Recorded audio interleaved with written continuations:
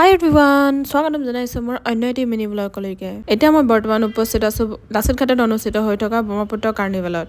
এই festival start হৈ আছে 15 ডিচেম্বৰৰ পৰা আৰু শেষ হ'ব 15 মাৰ্চ 2025ত। এই ফেষ্টিভেলত আপোনালোকে বিভিন্ন ধৰণৰ এক্টিভিটিজ কৰিব পাৰিব, যেনেকৈ লেণ্ড এক্টিভিটিজ আছে, ৱাটাৰ এক্টিভিটিজ আছে, দেন হট এয়াৰ বেলুনছ আছে, আপোনালোকে এনজয় কৰিব। আৰু অফক'ৰ্ছ গাহৰি মাংস হয় নে, পুৰা গাহৰি মাংস, সেয়া গৰৈ মাছ, কেঁকুৰা, মিছা মাছ আৰু ইফালে হৈছে পুৰাং, আপিন আৰু মদ।